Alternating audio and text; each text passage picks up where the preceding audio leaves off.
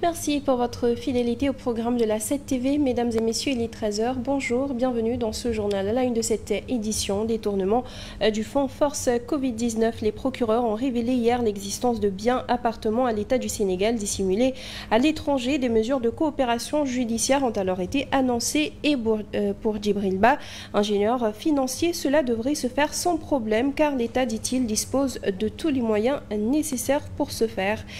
Et pendant ce temps, l'Alliance pour la République sort de sa réserve et présente un contre-rapport intitulé « Finances publiques au Sénégal, clarification et mise au point ». Il réfute les accusations sur les chiffres révélés dans le rapport de la Cour des comptes. Pape Malick Ndour et compagnie estiment que tout ceci est manigancé dans l'unique but de salir le bilan du régime précédent. Voilà tout pour l'essentiel des titres. Le développement, c'est tout de suite.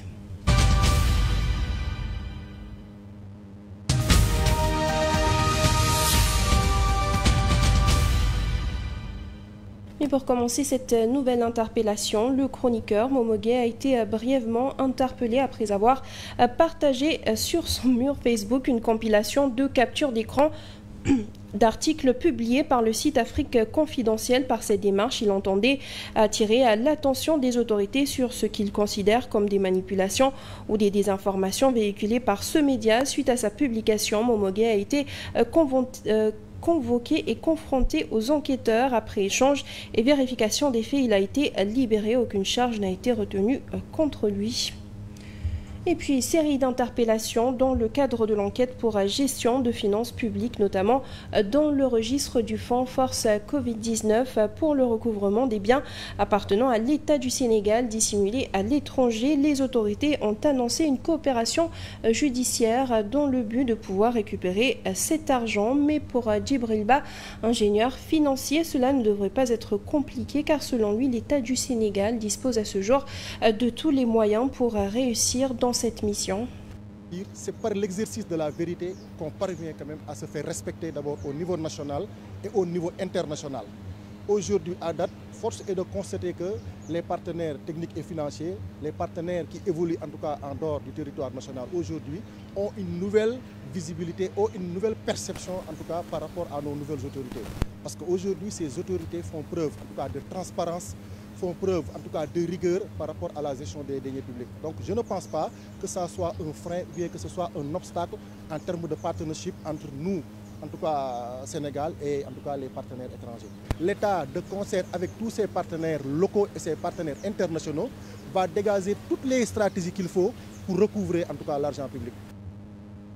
Et puis retour sur la conférence de presse des procureurs hier, plus de 200 personnes arrêtées et 15 milliards saisis. C'est le bilan annoncé du pôle judiciaire financier depuis sa création. Il y a de cela quelques mois, le procureur financier a aussi révélé des montants cachés à l'étranger. Les procédures enclenchées sont donc dans le but de restituer l'argent du contribuable, d'où les cautions qui ont été acceptées de la part de certains mis en cause. Le parquet financier a exploité au total 272 dossiers depuis l'enclenchement de la procédure judiciaire, ce qui a conduit à l'arrestation de 252 personnes citées dans l'affaire de la gestion des deniers publics entre 2019 et le 31 mars 2024. Résultat, 92 véhicules de marques diverses ont été saisis, 11 titres fonciers saisis à Rufisque, Thiès et Mbour, 2 titres fonciers provisoirement inscrits au nom de l'État du Sénégal, des pirogues et des moteurs, mais aussi des sommes d'argent. Aujourd'hui, nous en sommes à 15 milliards en termes de montant de sommes qui ont été saisies ou cautionnées et 135 ouguias. Ce travail a été effectué en 7 mois d'activité du pôle judiciaire financier.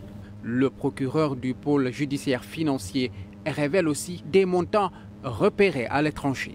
Je confirme, il y a effectivement des fonds qui ont été retracés à l'étranger et il y a eu des commissions rogatoires du juge d'instruction qui ont été envoyées vers nos collègues en fait, se trouvant dans ces pays pour leur coopération dans le cadre de ces procédures.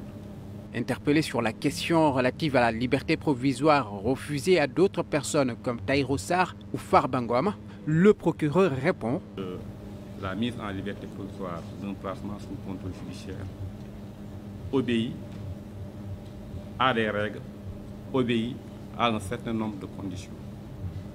Toutes les fois que le ministère public a estimé que les conditions ont été remplies relativement au cautionnement afin de bénéficier d'une liberté provisoire ou d'un placement sous contrôle judiciaire, une suite favorable a été donnée. Mais toutes les fois que nous avons estimé que les conditions ne sont pas réunies, nous nous sommes opposés.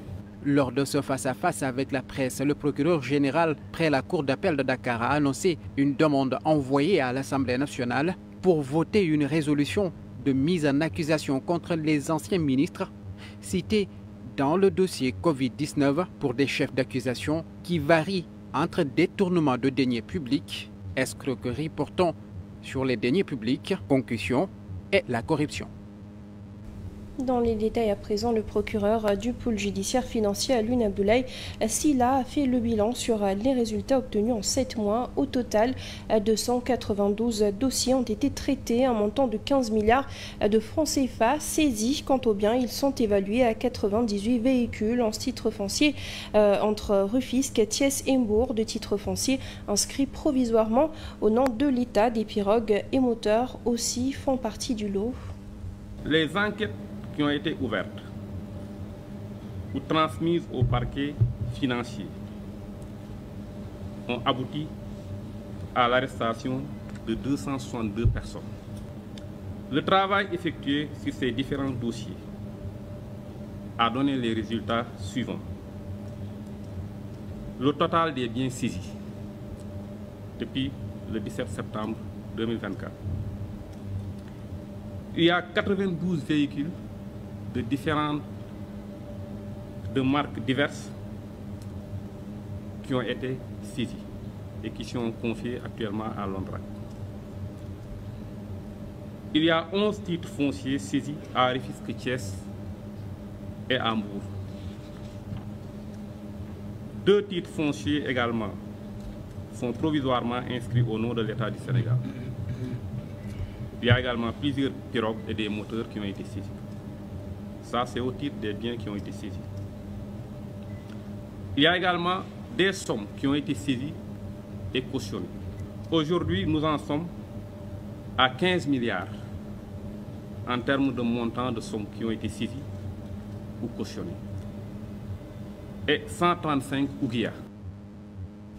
Et puis l'Alliance pour la République, dont plusieurs responsables sont dans le viseur de la justice dans le cadre de cette affaire, a apporté une réplique en publiant un contre-rapport. Dans ce dernier, il rejette tous les chiffres avancés et continue de décrier le projet de mise en accusation de Macky Sall. L'Alliance pour la République s'offusque contre le projet de mise en accusation du président Macky Sall annoncé par le député Guy Marius Sagna pour des faits relevant de la haute trahison. Face donc à l'absence d'adhésion populaire aux conclusions du rapport controversé, le pouvoir maintenant semble désormais s'orienter vers une instrumentalisation de la justice. En témoigne alors un projet aussi fantaisiste que son porteur visant à engager une procédure de mise en accusation du président Macky Sall sur laquelle le parti reviendra ultérieurement.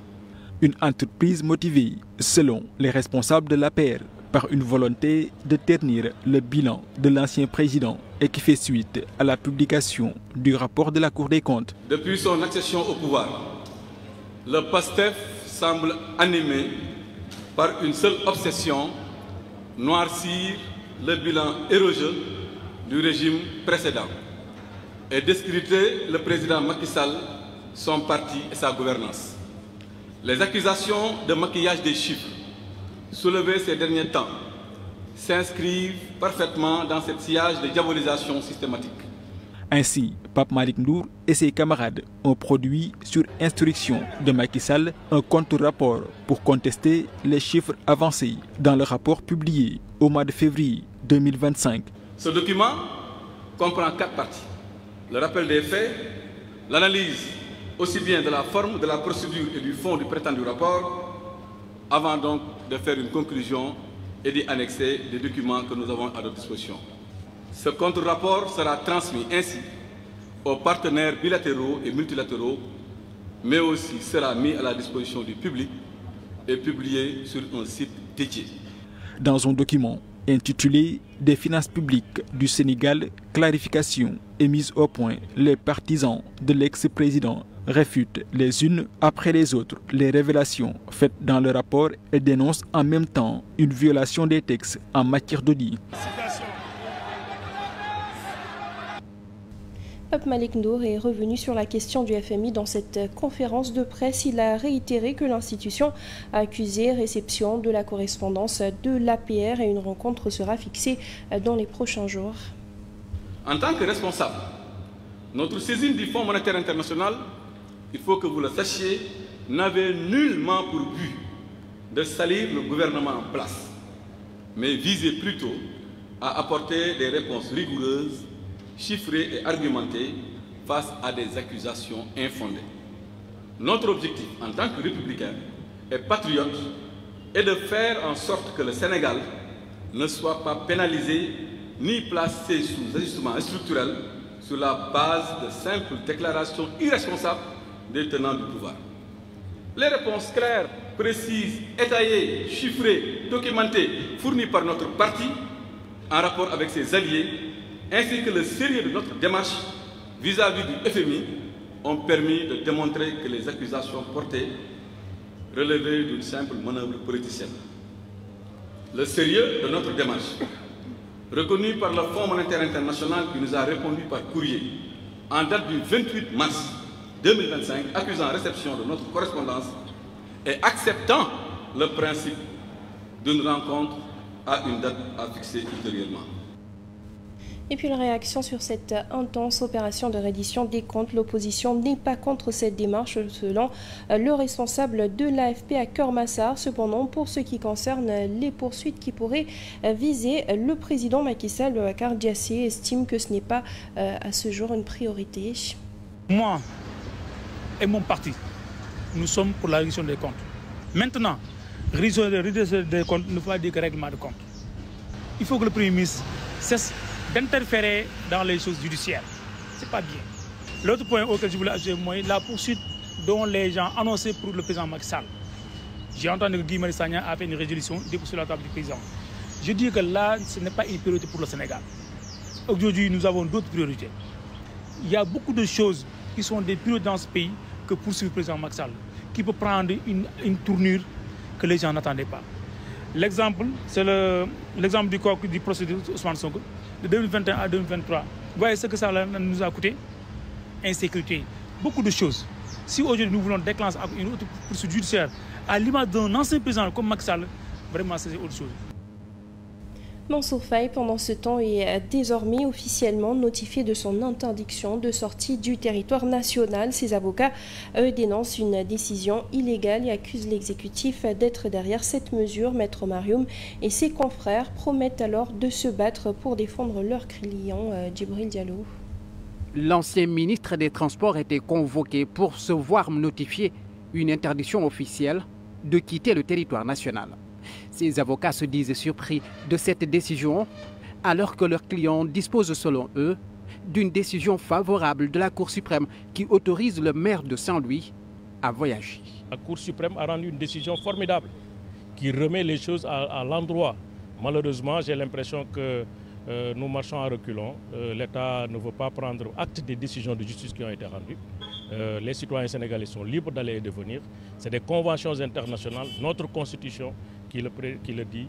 Malheureusement, Mansour Faye a fait l'objet de beaucoup de reconductions des frontières, ce qui n'est pas normal. Le juge des référés liberté de la Cour suprême avait ordonné injonction au ministre de l'Intérieur de lever l'interdiction de sortie du territoire pour Mansour Faye. Les conseils de l'ancien ministre du Développement communautaire et de l'équité sociale soupçonnent la main de l'exécutif derrière cette décision. Quand c'est le ministre de l'Intérieur qui marque un front pour prendre un arrêté aussi sibyllin, j'estime qu'évidemment, il n'y a plus rien. Maintenant, les masques sont tombés. Nous sommes un collectif, nous allons nous revoir très prochainement, dans les prochaines heures, pour pouvoir engager les procédures qui s'y est. Avant cette interdiction officielle, Mansour Faye s'est vu empêché de quitter le territoire sénégalais à 2 reprises. Il a été retenu à l'aéroport sans qu'aucune justification ne lui soit présentée. Le dernier incident en date a eu lieu jeudi dernier, alors qu'il s'apprêtait à embarquer sur le vol HF 0701, cette mesure officielle d'interdiction de sortie du territoire marque une nouvelle étape dans cette affaire qui pourrait avoir des répercussions politiques et judiciaires. Sur un tout autre registre à présent, préparatif de la Tabaski, un comité régional de développement s'est tenu au centre professionnel de formation de la région de Kédougou, présidé par l'adjoint au gouverneur de la région qui est revenu sur les résultats obtenus pour satisfaire la demande en mouton. L'inspecteur régional de l'élevage a quant à lui fixé un objectif de 12 500 têtes de moutons pour approvisionner toute la région. La fête se profile. Nous allons dans 2 mois l'accueillir. Donc on peut dire que l'ensemble des acteurs qui doivent intervenir dans la préparation de cette fête sont à pied d'œuvre. Cette étape, c'était le lancement. Donc nous avons pu déterminer quels sont les acteurs. Et il faut dire que nous partons d'un existant. Nous ne sommes pas en terrain inconnu. L'édition 2024 s'est bien passée, comme je l'ai dit. Nous avons enregistré des résultats probants. Nous allons essayer de capitaliser sur ces résultats-là et faire mieux pour l'année 2025. Donc, on avait fixé 12 500 têtes. Et après la Tabaski, on a enregistré environ 15 000 et avec un mévente de 3 000. Donc, ce qui nous a poussé de reconduire le même objectif de 12 500. Et puis le ministère de la formation professionnelle, pendant ce temps, ambitionne de former 35 000 jeunes chaque année à travers son programme développement des offres et de formation et technique. En ce sens, un CRD de l'installation du comité de suivi s'est tenu à Kaolack. Le rôle de ce comité-là, c'est d'essayer de faciliter au programme la mobilisation des entreprises d'abord pour assurer la formation pratique et aussi sur le choix des métiers. Parce que aussi les métiers que nous déroulons nous viennent des régions. Parce qu'on ne peut pas être à Dakar et choisir des métiers pour la région de Kaolack. Maintenant, les membres de ce comité qui maîtrisent les réalités économiques de ce pays-là, à la demande des entreprises, vont valider les métiers et donner ça à l'unité de coordination au niveau national pour qu'on puisse dérouler ces métiers-là. Parce que la formation, on doit choisir ces métiers en fonction des besoins des entreprises. On termine en Casamance avec ce soldat blessé et un autre porté disparu. Depuis mercredi, l'intervention de l'armée visait à retrouver des hommes non identifiés ayant attaqué plusieurs boutiques dans le village de Djinaki. Le détachement a été la cible d'un accrochage avec un groupe armé. Djibril Diallo pour les détails. Un militaire blessé, un autre porté disparu. Depuis mercredi 16 avril, lorsqu'un détachement militaire a été pris en partie par un groupe armé lors d'une opération. L'accrochage a eu lieu ici, à Djinaki, un village situé au nord-ouest de Bignona. L'armée a lancé une opération de sécurisation après un braquage perpétré dans ce village, non loin de la frontière gambienne, dans la nuit du dimanche au lundi. Ce jour-là, des hommes armés ont attaqué des boutiques et emporté des téléphones portables et des sommes d'argent. L'intervention de l'armée visait à retrouver les assaillants, mais au cours des actions de ratissage, un détachement militaire a été pris à partie par un groupe armé dans le secteur de Mongona, a affirmé la DIRPA. Tous les moyens nécessaires sont mis en œuvre pour retrouver le militaire disparu, ont assuré les autorités militaires. La disparition de ce soldat rappelle une autre. En 2022, 7 militaires avaient été pris en otage par le MFDC pendant plusieurs jours avant d'être libérés. Place tout de suite à la revue de presse.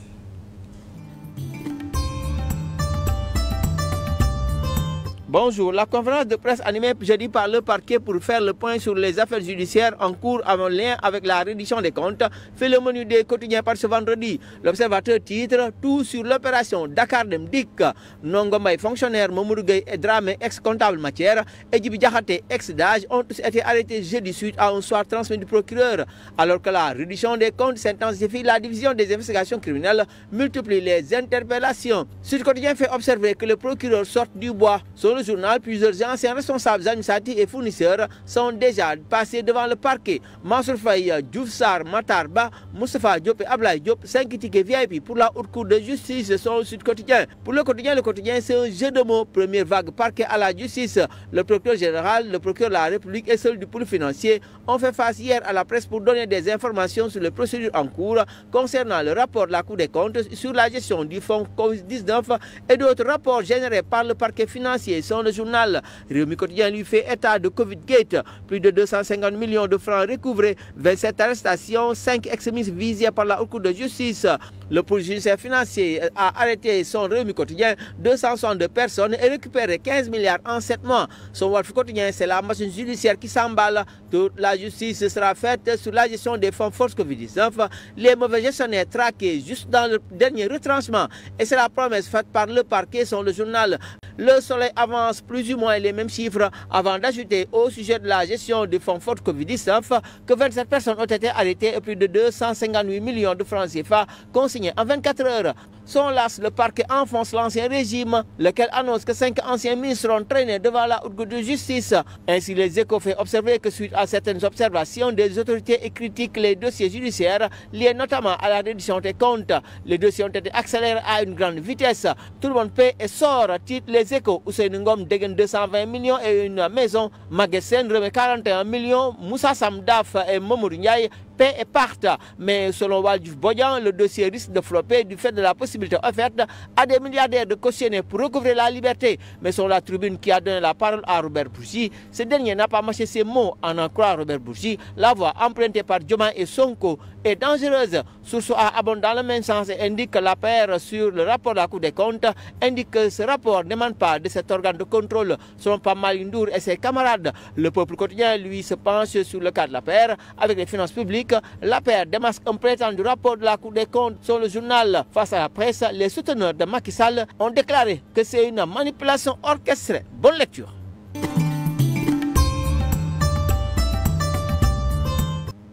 Et c'est la fin de ce journal. Merci à vous de l'avoir suivi. À 14h, vous avez le Wolof. Merci, bonne suite de programme sur la 7 TV.